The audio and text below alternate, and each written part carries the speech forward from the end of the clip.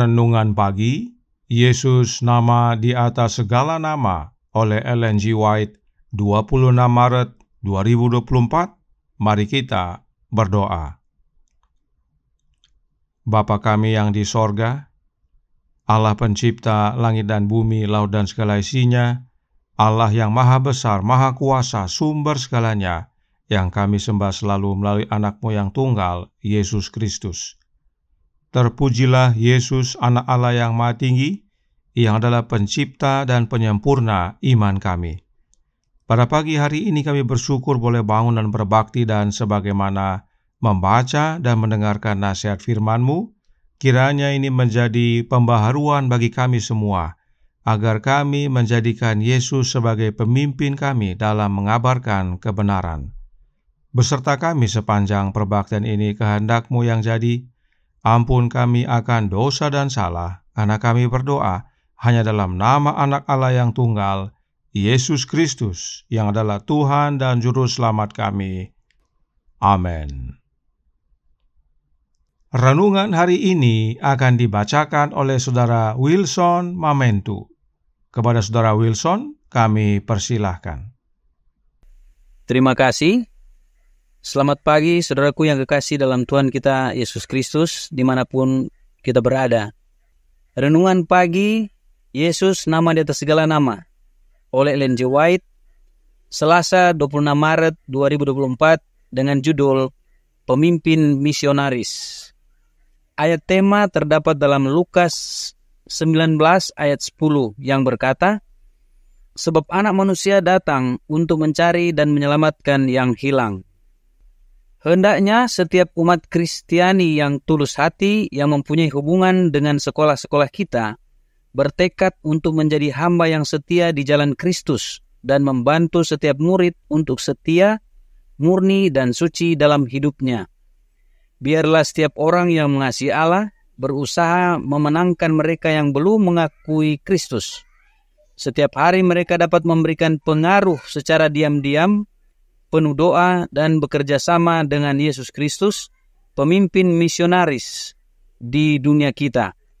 Biarlah setiap jiwa, pria, wanita, dan orang muda bertumbuh dalam keunggulan karakter dan pengabdian, dalam kemurnian dan kekudusan, dan hidup dengan mata tertuju kepada kemuliaan Allah, agar musuh-musuh iman kita tidak menang.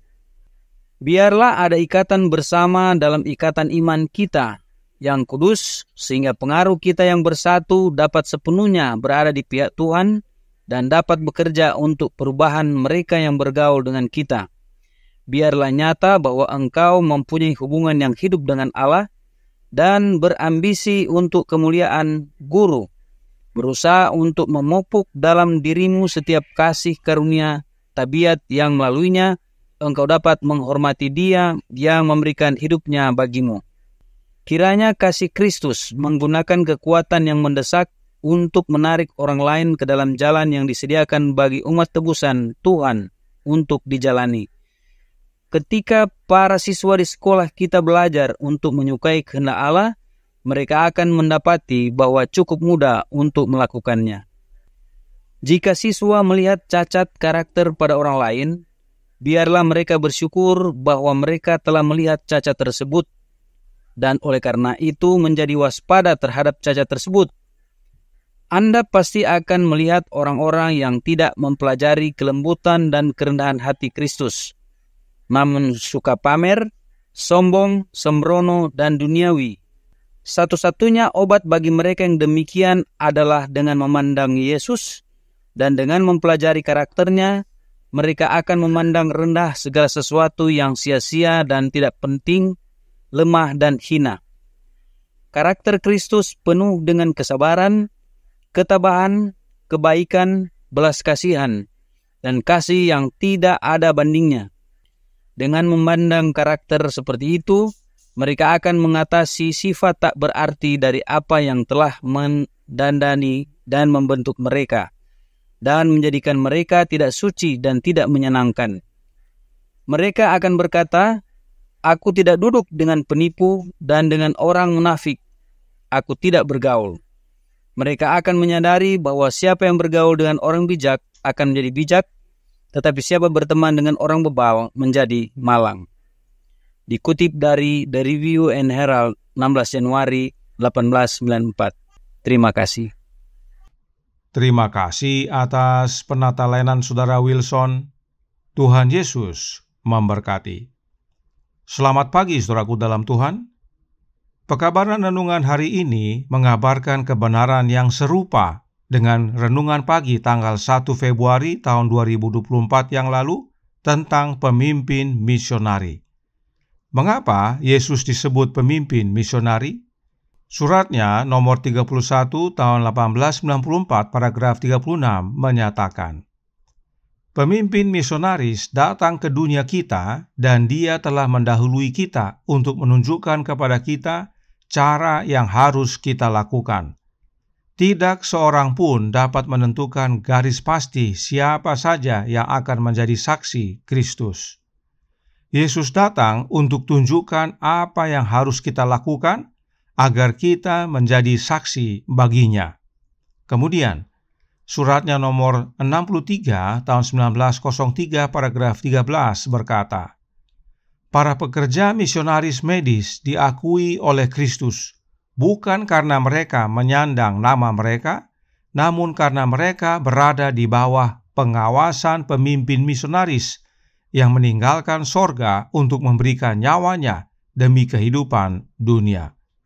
Yesus datang tidak hanya menunjukkan bagaimana cara menjadi saksinya, namun terlebih lagi, Yesus telah memberikan nyawanya demi keselamatan mereka yang percaya.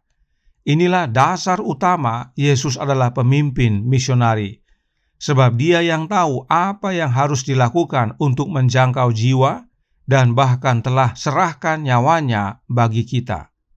Apakah hanya itu? Oh tidak. Ada lagi yang berikut ini dalam Jesus Name Above All Names, halaman 94 paragraf 2. Biarlah setiap jiwa, pria, wanita, dan orang muda bertumbuh dalam keunggulan karakter dan pengabdian, dalam kemurnian dan kekudusan, dan hidup dengan mata tertuju pada kemuliaan Allah, agar musuh-musuh iman kita tidak menang. Sebagai misionari bagi Yesus, kita harus memiliki karakter ilahi, dan itu hanya dapat kita peroleh dari Yesus, sang pemimpin misionari kita. Jadi, Yesus ajarkan kepada kita bagaimana cara untuk menjadi misionari. Yesus bahkan serahkan nyawanya agar barang siapa yang percaya kepada pekabaran kebenaran dan menerima Yesus sebagai juru selamat pribadi, beroleh hidup yang kekal, dan kita sebagai saksinya dapat memiliki karakter ilahi, sehingga kita menjadi terang dan garam bagi dunia. Sekarang, bagaimana caranya agar kita dapat menjadi misionari bagi Yesus, menjadi anak buahnya Yesus dalam mengabarkan kebenaran? Suratnya nomor 31 tahun 1894 paragraf 39 berkata, semua yang memiliki Roh Kristus adalah misionaris. Mereka memperoleh semangat dan energi dari pemimpin misionaris. Ingat dalam pekabaran sebelumnya bahwa Roh Kristus adalah roh misionaris. Karenanya penting sekali bagi kita untuk memiliki Roh Kristus dalam menjadi misionaris. Sekarang pertanyaannya, mengapa penting sekali bagi yang disebut misionaris untuk memiliki Roh Kristus? Manuskrip Releases Volume 2 halaman 36 paragraf 3 menjelaskan, Yesus sedang menunggu untuk mengembusi semua muridnya dan memberi mereka inspirasi rohnya yang menguduskan dan menyalurkan pengaruh penting dari dirinya kepada umatnya. Dia ingin mereka memahami bahwa mulai saat ini mereka tidak dapat mengabdi kepada dua tuan. Kehidupan mereka tidak dapat dipisahkan. Kristus harus hidup dalam agen-agen manusianya dan bekerja melalui kemampuan mereka dan bertindak melalui kemampuan mereka. Inilah pentingnya kita menerima Roh Kristus, agar Kristus hidup di dalam kita dan kita di dalam Yesus. Maka Kristus akan bekerja melalui kita. Dan masih dalam paragraf yang sama dikatakan, kehendak mereka harus tunduk pada kehendaknya, mereka harus bertindak dengan rohnya, supaya bukan lagi mereka yang hidup, melainkan Kristus yang hidup di dalam mereka. Yesus berusaha untuk menanamkan dalam diri mereka pemikiran bahwa dengan memberikan Roh Kudus-Nya, Dia sedang memberikan kepada mereka kemuliaan yang telah diberikan Bapa kepadanya, agar Dia dan umat-Nya menjadi satu di dalam Allah. Inilah pentingnya kita mengenal siapa Roh Kudus tersebut. Dengan jelas Roh Nubuat menyatakan bahwa untuk menjadi misionari, kita harus memiliki Kristus tinggal di dalam kita. Sehingga bukan lagi kita yang hidup, tetapi Kristus yang hidup di dalam kita. Dan dengan menerima Roh Kudus-Nya Kristus, hal itu sama dengan menerima kemuliaan yang Bapa berikan kepada Yesus, agar Yesus dan kita semua menjadi satu di dalam Bapa. Inilah yang Yesus sampaikan dalam doanya kepada Bapanya dalam Yohanes pasal 17. Oleh menerima Roh Kristus, Yesus ajar kita agar menjadi misionari sejati, dan Yesus karuniakan hidupnya, yaitu Roh-Nya, agar kita menjadi manusia baru, memiliki karakter yang serupa dengan Dia, menjadi saksinya yang penuh kuasa. Karenanya, saudaraku dalam Tuhan, kiranya kebenaran ini menjadi pembaharuan bagi kita semua, agar kita mau buka hati dan terima Roh Kristus dalam hidup kita dan menjadi saksinya. Tuhan memberkati. Saya bawa dalam nama Yesus. Amin. Mari kita berdoa.